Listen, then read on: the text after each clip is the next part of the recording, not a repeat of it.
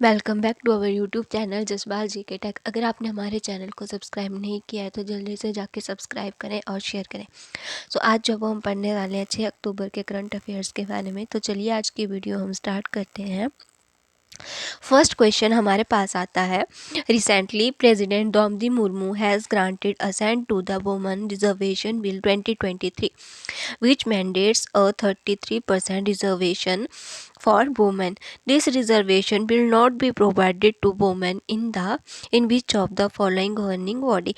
So recently जो आपने देखा है कि वुमेन रिजर्वेशन बिल जो है वो आपका न्यूज़ में आया था, जिसको जो है वो आपका लोकसभा और रिसेंटली जो है वो आपका रिसेंटली जो आपका उसको लोकसभा ने मंजूरी दे दी थी, और उसके बाद जो था वो प्रेसिडेंट के पास जो है वो आपका भेजा गया था ग्रांट करने के लिए।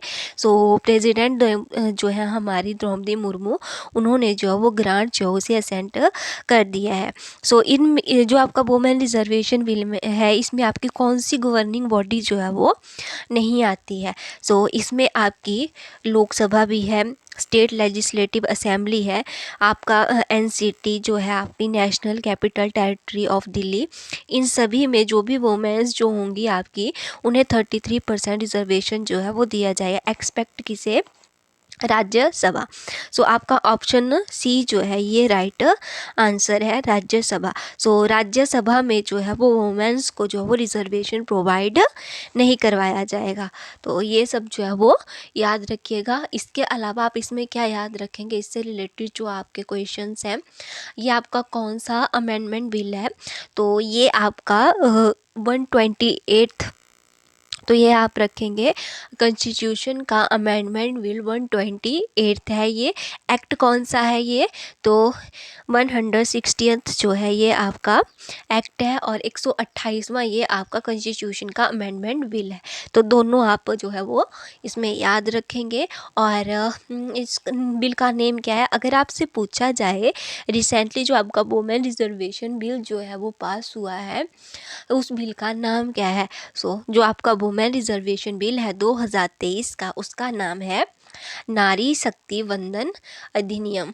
तो ये भी आप याद रखेंगे। और इस बिल को इंट्रोड्यूस किसने किया, इससे रिलेटेड जितने भी क्वेश्चन बने हैं वो मैं आपको बता रही हूँ। सब जो है इनमें से कुछ भी आपसे जो है वो पूछा जा सकता है। इस बिल को इंट्रोड्यूस किसने किया था। ये जो हमारा बिल है इसे इंट्रोड्यूस किया था अर्जुन राम मेघावत ने। अर्जुन राम मेघावत कौन है, तो अर्जुन रावत मेघावत जो हैं आपके, वो मिनिस्टर हैं लॉ एंड जस्टिस के। तो उन्होंने जो है इस बिल को इंट्रोड्यूस किया है। इसके अलावा जो आपका है कि जो आपकी एनसीटी है, एनसीटी ऑफ दिल्ली है, उसने इंट्रोड्यूस किया है न्यू क्लॉज वुमेन्स को रिजर्वेशन देने के लिए। वो क्लॉज आपका कौन सा है, तो 239AA। तो ये इस क्लॉज के अंडर जो है आपका रिजर्वेशन प्रोवाइड करवाया जाएगा एनसीटी में। और 1/3 सीट्स जो है दिल्ली असेंबली में वुमेन्स के लिए रिजर्व्ड है, क्योंकि दिल्ली क्या है, हमारी एक यूनियन टेरिटरी है विद लेजिस्लेटर। तो ये सब आप इसमें याद रखेंगे। और लोकसभा में जो आपका रिजर्वेशन दिया जाएगा वो आपका आ रहा है अंडर आर्टिकल 330। इसके अलावा जो हमारे पास स्टेट असेंबलीज में रिजर्वेशन दिया जाएगा वुमेन्स को, उसको इंसर्ट किया गया है आपका आर्टिकल 332A। तो ये सब जो है वो आप इसमें याद रखेंगे। अगर आपका बिल पास हो गया तो 180 सीट्स जो हैं वो वुमेन्स के लिए रिजर्व होंगी लोकसभा में। मीन्स कि आपकी 33 पॉइंट सीट्स जो हैं वो लोकसभा में वुमेन्स को जो है रिजर्व की जाएंगी। करंटली जो है आपकी लोकसभा में 82 वुमेन्स हैं, जो कि आपकी कितनी है टोटल, तो 15% वुमेन जो है आपकी करंटली लोकसभा में जो है वो है। ये सब जो था आपका इसमें था। नेक्स्ट हम बढ़ते हैं अपने नेक्स्ट क्वेश्चन की तरफ को। नेक्स्ट जो हमारे पास क्वेश्चन आता है, और हाँ एक और इसमें याद रखिएगा कि आपका ये बिल कब से स्टार्ट होगा। जो हमारा नारी शक्ति वंदन नारी शक्ति जो हमारा नाम दिया गया है आपका, जो आपका रिजर्वेशन दिया जाएगा वुमेन्स को, ये आपका वुमन को, ये आपका 15 इयर्स के लिए जो है वो एप्लीकेबल होगा। उसके बाद जो है आपका जो डिसीज़न है उसको रिविजिट किया जाएगा। तो ये सब जो है आप इसमें जो है वो याद रखेंगे। इसके अलावा आपका इसमें है कि जो आपका बिल है ये स्टार्ट कब से होगा, तो ये आपका स्टार्ट होगा जब आपकी डेलिमिटेशन हो जाएगी। डेलिमिटेशन एक्सरसाइज जो है आपकी कब होगी, 2026 में होगी। जो आपका डेलिमिटेशन है ये कब होता है आपका, सो डेलिमिटेशन आपका होता है जब आपका सेंसस कंप्लीट हो जाता है, उसके बाद आपका होता है डेलिमिटेशन। डेलिमिटेशन में आपका होता क्या है कि हम रीड्रॉ करते हैं कंस्टिट्यूएंट ऑफ इंडिया को, ठीक है। तो ये सब है आपका, ये कब होता है आपका, जब आपकी जो जनगणना होती है उसके बाद आपका डेलिमिटेशन जो है वो होता है। सो लास्ट जो हमारा सेंसस हुआ था वो 2011 में हुआ था।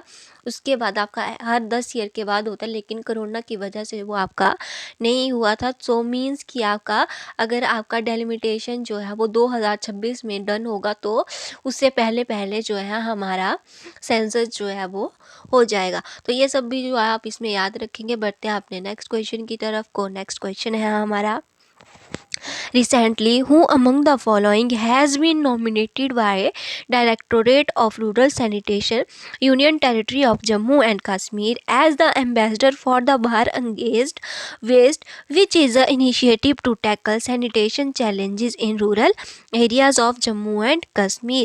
So recently आपका निम्न में से जो है वो किसे नॉमिनेट किया गया है by directorate of rural sanitation के लिए। सो इसका जो आपका राइट आंसर है वो है आपका बी, परमवीर चक्र अवार्डे कैप्टन वाना सिंह। तो कैप्टन वाना सिंह जो है इन्हें नॉमिनेट किया गया है, ठीक है।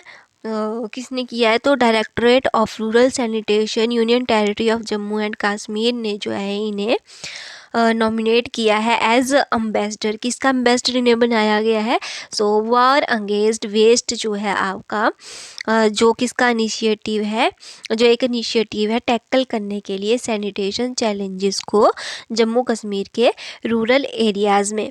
सो ये आपके बने हैं कैप्टन बाणा सिंह वार अगेंस्ट वेस्ट के एम्बेसडर जम्मू एंड कश्मीर में।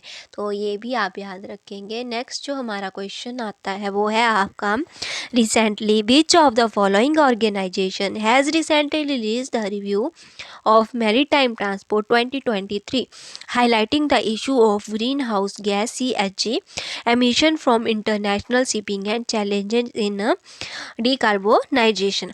So इसका जो आपका राइट आंसर है वो है आपका डी, यूएनसीटीएडी। इसकी फुल फॉर्म क्या है आपकी, United nation conference on trade and development. तो क्वेश्चन आपका क्या था, रिसेंटली जो है आपका किस ऑर्गेनाइजेशन ने रिलीज़ किया है रिव्यू ऑफ मैरीटाइम रिपोर्ट 2023। सो ये जो आपकी रिपोर्ट है ये रिलीज़ करी है किसने, जो आपका रिव्यू ऑफ मैरीटाइम ट्रांसपोर्ट 2023 ने रिलीज़ किया है,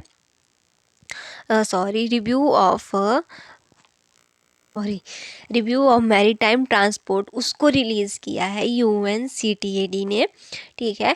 जो आपका क्या करता है, तो रिव्यू ऑफ मैरीटाइम ट्रांसपोर्ट जो है आपका ये रिव्यू करता है इश्यूज़, हाईलाइट कर रहा है आपका किसको, जो आपके ग्रीन हाउस गैसेस के जो इश्यूज़ हैं उनको जो है ये आपका हाईलाइट कर रहा है रिव्यू ऑफ मैरीटाइम ट्रांसपोर्ट 2023 जिसे रिलीज़ किया है आपका यूएनसीटीएडी ने। तो ये जो है आप इसमें याद रखेंगे। इसके अलावा जो आपके हेडक्वार्टर हैं यूएनसीटीएडी के, ये कहाँ पे है, तो जिनेवा आपका कहाँ पे है, स्विट्ज़रलैंड में है। तो स्विट्ज़रलैंड के जिनेवा में जो है इसके हेडक्वार्टर है। और जो आपका इंटरनेशनल मैरीटाइम ऑर्गेनाइजेशन है उसके हेडक्वार्टर कहाँ पे हैं, तो इंटरनेशनल मैरीटाइम ऑर्गेनाइजेशन के हेडक्वार्टर हैं आपके लंदन में। तो ये भी आप इसमें जो है वो याद रखेंगे। जो आपका डी ऑप्शन हमारा राइट आंसर है। नेक्स्ट क्वेश्चन है हमारे पास, world coffee conference WCC and Expo 2023 has arrived for the first time in Asia in which of the following city ठीक है। तो इंडिया में जो आपका world coffee conference first time जो है वो कंडक्ट हुई है। ठीक है, मतलब कि आप बोल सकते हैं कि जो आपकी वर्ल्ड कॉफ़ी कॉन्फ्रेंस है ये फर्स्ट टाइम हुई है एशिया में, और इंडिया में भी हुई है आपकी फर्स्ट टाइम, क्योंकि इंडिया हमारा एशियन कंट्रीज़ में आता है। सो एशिया में फ़र्स्ट टाइम हुआ है आपका। एशिया में कहाँ पे हुआ है? तो इंडिया में हुआ है। इंडिया में कहाँ पे हुआ है आपका? सो बेंगलुरु में जो है आपका ये वर्ल्ड कॉफ़ी कॉन्फ्रेंस जो है वो हुई है। और बेंगलुरु में जो है आपके जो कॉफ़ी बोर्ड है इंडिया का, उसके हेडक्वार्टर हैं। और जो आपका इंटरनेशनल कॉफ़ी ऑर्गेनाइजेशन है उसके हेडक्वार्टर कहाँ पे हैं? तो इंटरनेशनल जो आपकी कॉफ़ी ऑर्गेनाइजेशन है उसके हेडक्वार्टर हैं आपके लंदन में। तो जो आपकी वर्ल्ड कॉफ़ी कॉन्फ्रेंस है इसको ऑर्गेनाइज़ किसने करवाया है? तो जो हमारी वर्ल्ड कॉफ़ी कॉन्फ्रेंस है इसे ऑर्गेनाइज़ करवाया है ministry of commerce and industry, coffee board of India जिसके हेडक्वार्टर है बेंगलुरु में, और इंटरनेशनल कॉफ़ी ऑर्गेनाइजेशन जिसके हेडक्वार्टर हैं आपके लंदन में। और ये जो आपका इवेंट है ये 2 ईयर्स में एक बार जो है वो होता है। इसकी थीम भी आप याद रखेंगे। सो इसकी थीम है आपकी sustainability through circular economy and regenerative agriculture. तो ये जो है इसकी थीम है। और ये आपकी 5th जो है कॉन्फ्रेंस थी, लेकिन इंडिया में आपकी ये पहली और एशिया की भी ये फर्स्ट जो है आपकी कॉन्फ्रेंस है। ठीक है, मतलब वर्ल्ड मतलब ऐसे तो आपका 5th एडिशन है आपका वर्ल्ड कॉफ़ी कॉन्फ्रेंस का, लेकिन इंडिया में ये आपका फर्स्ट टाइम हो रही है और एशिया में भी आपकी ये हो रही है फर्स्ट टाइम। और मैस्कॉट जो है आपका इसका क्या है? तो वर्ल्ड कॉफ़ी कॉन्फ्रेंस 2023 का जो आपका मैस्कॉट है, जो आपका शुभांकर है वो है कॉफ़ी स्वामी। और जो आपकी इंटरनेशनल कॉफ़ी ऑर्गेनाइजेशन है ये कब बनी थी, फाउंड हुई थी? तो इंटरनेशनल कॉफ़ी ऑर्गेनाइजेशन ICO आपकी फाउंड हुई थी 1963 में। और इसके जो आपके एम्बेसडर हैं वो कौन है? सो जो टेनिस प्लेयर हैं हमारे कर्नाटका से रोहन बोपन्ना, वो जो है इसके एम्बेसडर है। तो ये तो जो था आपका इसमें था। नेक्स्ट हमारे पास 5th क्वेश्चन है। Recently, Uber Sustainable Startup Challenge, a dynamic initiative to expedite the adoption of sustainable mobility in India, has been introduced recently. Which of the following organization agency has introduced this challenge in partnership with Uber? तो Uber Sustainable Startup Challenge जो है आपका जो एक dynamic initiate है एक्सपीडिएट करने का adoption of sustainable mobility in India, इसको किसने जो है वो इंट्रोड्यूस किया है? सो इसको आपका रिड्यूस किया है स्टार्टअप इंडिया ने, NASSCOM AI। So A option जो है वो आपका राइट ऑप्शन है। सो नेस्कॉम AI आपका है क्या? तो नेस्कॉम AI जो है हमारा एक AI की ब्रांच है आपकी किसकी? सो नेस्कॉम की। ठीक है, नेस्कॉम की आपकी फुल फॉर्म क्या है? तो नेस्कॉम की फुल फॉर्म है आपकी national association of software and service company. So इनका जो है एक आर्टिफिशियल इंटेलिजेंस ब्रांच है आपकी। ठीक है, और इन्हें जो है वो अवार्ड किया गया है बेस्ड ऑन वेस्ट आइडियाज़। और जो आपका स्टार्टअप इंडिया है वो क्या है आपका? तो स्टार्टअप इंडिया जो है हमारे पास वो गवर्नमेंट जो है हमारी इंडिया की, उनकी एक स्कीम है स्टार्टअप इंडिया। ठीक है, तो ये सब जो है वो आपका इसमें था। और इसमें आप ये भी याद रखेंगे। और आप याद रखेंगे जो स्टार्टअप इंडिया स्कीम है ये आपकी कब लॉन्च हुई थी? तो ये हमारी 2016 में जो है वो लॉन्च हुई थी। और जो आपकी स्कीम है इसे कब तक जो है वो एक्सटेंड किया गया है? जो आपका स्टार्टअप इंडिया है 2016 में लॉन्च हुई थी। गवर्नमेंट ऑफ इंडिया की ये स्कीम है। और ये स्कीम आपकी एक्सटेंड कब तक की गई है? तो 2025 तक जो है ये आपकी स्कीम जो है वो एक्सटेंड की गई है। तो इस स्कीम में आपका बेसिकली है था क्या कि जितने भी हमारे पास बैंक ब्रांचेस हैं वो जो है वो लोन जिसे एक्सटेंड लोन देती थी उसे एक्सटेंड कर दिया गया है 10 लाख से 1 करोड़ तक। जो आपके SC ST कम्युनिटी के जो लोग हैं, और एटलीस्ट 1 वुमेन बोरोवर जो है वो आपके होनी चाहिए। जो आपका लोन देता है बैंक हर एक ब्रांच में स्कीम के अंडर, उस लोन को 10 लाख से 1 करोड़ तक जो है वो बढ़ा दिया गया है। SC ST कम्युनिटी को जो है ये लोन दिया जाता है। सो नेक्स्ट जो हमारे पास क्वेश्चन आता है वो है आपका, recently Tripura CM Manik Saha has launched युवा त्रिपुरा नौतुन त्रिपुरा आत्मनिर्भर त्रिपुरा, जो एक इनिशिएटिव है, an initiative of the Tripura industry development corporation limited to encourage you to take which of the following initiative. So इसका जो आपका राइट आंसर है वो है B, to setup industrial and business units. So recently Tripura के CM मनिक साहा ने launch किया है युवा त्रिपुरा नॉर्टन त्रिपुरा एंड आत्मनिर्भर त्रिपुरा, जो कि एक इनिशिएटिव है Tripura industries development corporation limited का, इनकरेज करने के लिए यूथ को सेटअप करने के लिए industrial and business unit. Means कि जो भी आपके यूथ हैं उन्हें जो है वो क्या बोलते हैं आप, ये एक तरह से ये बोल सकते हैं कि आप ये बोल सकते हैं कि त्रिपुरा गवर्नमेंट जो है, जो वहाँ के यूथ हैं उन्हें इनकरेज करी है कि अपना कुछ बिजनेस जो है वो छोटा मोटा बिजनेस यूनिट्स जो है वो चलाएं। ठीक है, तो इसका जो राइट आंसर है वो है आपका B, to setup industrial and business units. So next जो हमारे पास क्वेश्चन है वो है आपका, who among the following has been elected as the chairman of a Press Trust of India PTI for 1 year term। So recently जो है आपके press trust of India के चेयरमैन कौन बने हैं।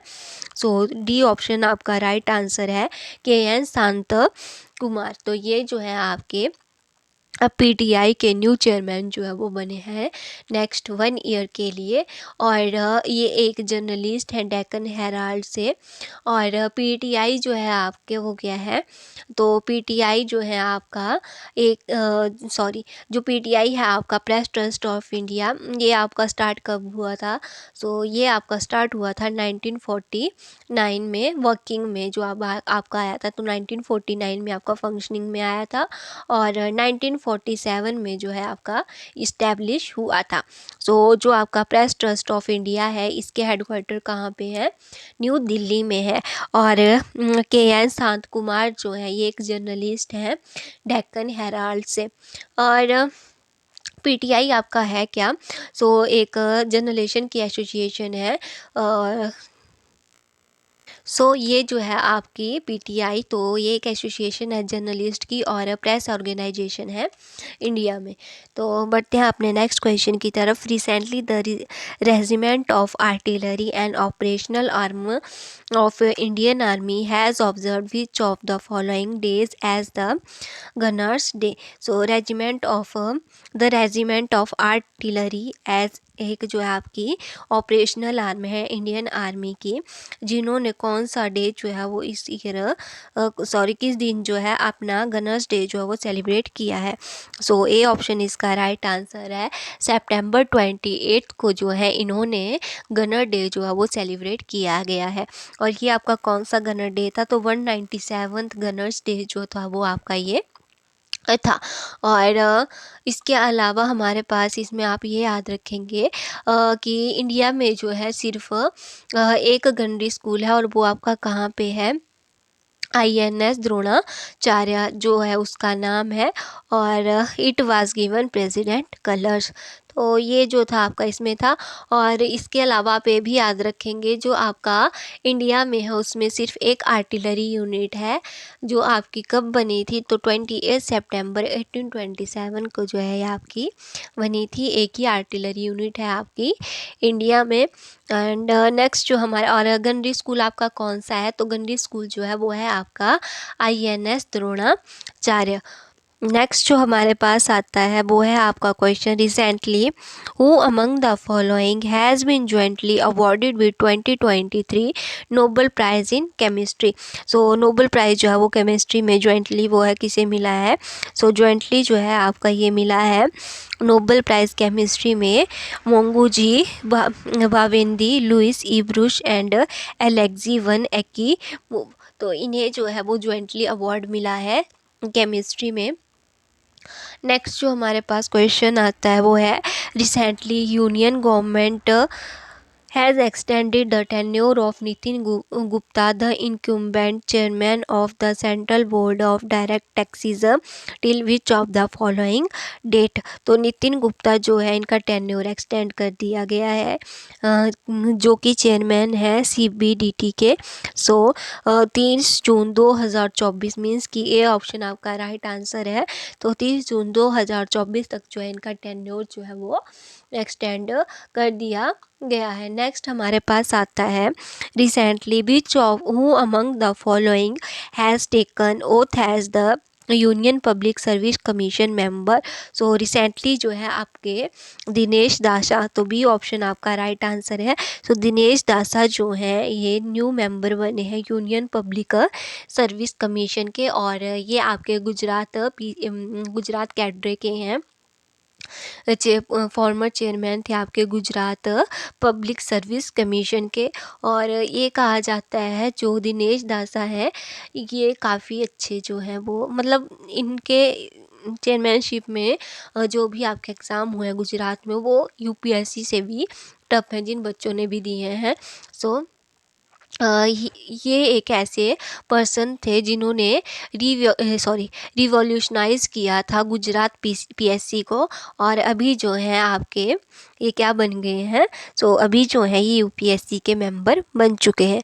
और UPSC के चेयरमैन कौन है, तो UPSC के जो चेयरमैन है वो है मनोज सोनी। तो ये सब जो था आपका इसमें था। और हाँ, एक और आप इसका ये था कि अगर आप एक बार मेंबर बन गए UPSC के तो आप जो है वो आपको जो है वो रीअपॉइंट जो है वो नहीं किया जाएगा, ठीक है।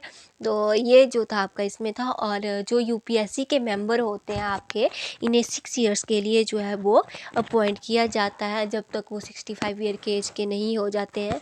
और अगर वो 60 मतलब कि 6 ईयर तक तो वैसे इनका अपॉइंटमेंट पीरियड होता है, लेकिन ये 6 ईयर कंप्लीट होने से पहले ही जो है वो 65 इयर्स के हो जाते हैं, तो ये रिटायर जो है वो हो जाते हैं। तो ये जो था इसमें आपका था।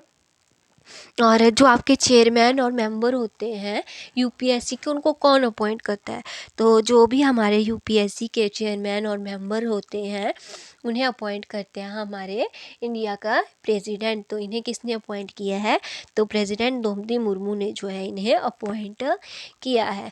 नेक्स्ट जो हमारे पास क्वेश्चन आता है वो है आपका recently Indian air force has placed 2 contract with which of the following company for indigenous Astra beyond visual range air to air missile. तो रिसेंटली जो है आपका एयरफोर्स ने प्लेस करे हैं 2 कॉन्ट्रैक्ट भारत डायनामिक लिमिटेड के साथ लिमिटेड कंपनी के साथ for indigenous Astra beyond visual range ABR है, जो कि क्या है आपका एयर टू एयर मिसाइल है। सो इसमें जो आपका राइट आंसर है वो है आपका C, भारत डायनामिक लिमिटेड। तो भारत डायनामिक लिमिटेड को जो है एयरफोर्स ने 2 कॉन्ट्रैक्ट्स दिए हैं बनाने के लिए अस्त्रा बियॉन्ड विजुअल रेंज, जो कि एक एयर टू एयर मिसाइल है। और जो आपका अस्त्रा है उसे फायर किया जाएगा डिफरेंट एयरक्राफ्ट से। आपके एयरक्राफ्ट कौन से हैं, जैसे आपका तेजस हो गया, फिर आपका SU-30 MKI हो गया, और इसकी जो रेंज है वो 100 किलोमीटर से ज़्यादा जो है वो होगी। और अगर आपसे पूछा जाए कि इसको डिवॉल्व कौन कर रहा है, सो इसको जो है वो इनको जो है वो डिवॉल्व किया है। सो जो आपका अस्त्र है उसको डिवॉल्व किसने किया है, सो डिवॉल्व जो है इसने किया है आपका DRDO लेबोरेटरी रिसर्च सेंटर इमारत जो आपका कहाँ पे है, हैदराबाद में है। तो उन्होंने इसे जो है वो डिवॉल्व किया हुआ है। नेक्स्ट हमारे पास आता है आपका question, recently finance ministry has announce that more than ₹256 crore in relief grant has been given to micro, small and medium enterprises under the Vivad Se Vishwas One scheme for the COVID-19 pandemic period. The highest relief worth ₹116.47 crore has been granted by which of the following ministry? So recently जो है हमारे जो finance ministry है उन्होंने announce किया है कि 250 करोड़ से ज़्यादा रिलीफ जो है वो ग्रांट किया जाएगा MSMEs को अंडर द विवाद से विश्वास one scheme for the covid pandemic period. तो ये जो है वो आपका जो हाईएस्ट रिलीफ है आपका वो कितना है, 116.47 करोड़ का है। तो ये जो है आपका कौन जो है वो जो आपका रिलीफ है वो ग्रांट करवाएगी। तो 116.4.7 करोड़ का रिलीफ जो है वो आपकी ministry of petroleum and gas जो है वो आपकी प्रोवाइड करवाएगी। क्यों प्रोवाइड करवाएगी आपकी, वो हम पढ़ लेते हैं। सो इसके बारे में हम पढ़ लेते हैं। आपकी विवाद से विश्वास स्कीम है क्या आपकी। सो विवाद से विश्वास स्कीम जो है आपकी, ये आप याद रखेंगे। सो विवाद से विश्वास स्कीम जो है आपकी 2023 में अभी लॉन्च हुई है। मिनिस्ट्री ऑफ फाइनेंस ने जो है इसे लॉन्च किया है आपका बजट के टाइम पे। तो ये भी आप याद रखेंगे कि विवाद से विश्वास स्कीम जो है वो किसने जो है वो लॉन्च की है। तो आपकी मिनिस्ट्री ऑफ फाइनेंस ने लॉन्च की है बजट टाइम पे रिसेंटली 2023 में आपकी, ठीक है। तो ये आप इसमें जो है वो याद रखेंगे। तो इसमें आपका है क्या, गवर्नमेंट ने जो है वो डिफरेंट मिनिस्ट्री को जो है ये कहा है कि वो जो है वो रिफ़ंड करेंगे वेरियस अमाउंट जो उन्होंने लिया था एमएसएमई से। लाइक आपका हो गया अवीर सिक्योरिटी, फिर लिक्विडेटी डैमेजेस, आपकी परफॉर्मेंस सिक्योरिटी जो गवर्नमेंट ने ली, डिफरेंट मिनिस्ट्री ने जो है वो कोविड टाइम पे ली थी, वो रिफ़ंड जो है उन्हें करना पड़ेगा। सो सबसे ज़्यादा हाईएस्ट रिलीफ जो है वो आपका petroleum and natural gas ministry को जो है वो करना है। और टोटल अमाउंट कितना है आपका, तो 116.47 करोड़ रुपीज़ जो है वो रिफ़ंड करना है ministry of petroleum and natural gas ने। सो ये जो आपकी मनी है जो टोटल जो है आपका उसका 95% जो है आपका इन्होंने रिफ़ंड जो है वो करना है। तो 95% जो है उन हर एक मिनिस्ट्री को जो है वो रिफ़ंड करना पड़ेगा। सो टोटल जो अमाउंट है आपका वो 256 करोड़ के अराउंड है जो डिफरेंट मिनिस्ट्री को रिटर्न करना है, जिसमें हाईएस्ट जो है वो आपका petroleum and natural gas ministry का है। सो नेक्स्ट जो हमारे पास आता है वो है आपका multinational company Apple has manufacture recently launched mobile phone iPhone 15 which of the following matter. तो रिसेंटली जो अभी आपका जो एप्पल 15 जो मैन्युफैक्चर किया जा रहा है आपका, तो उसमें आपका टाइटेनियम जो है वो यूज़ किया जाएगा। तो ये जो है आपका इसमें राइट आंसर है। तो रिसेंटली जो है आपका जो भी आपका आईफोन 15 है वो आपका किस मेटल से बना है, टाइटेनियम मेटल से जो आपका बना है। टाइटेनियम जो है आपका एक हाई स्ट्रेंथ मेटल है और इसका वेट जो है वो काफ़ी ज़्यादा कम होता है।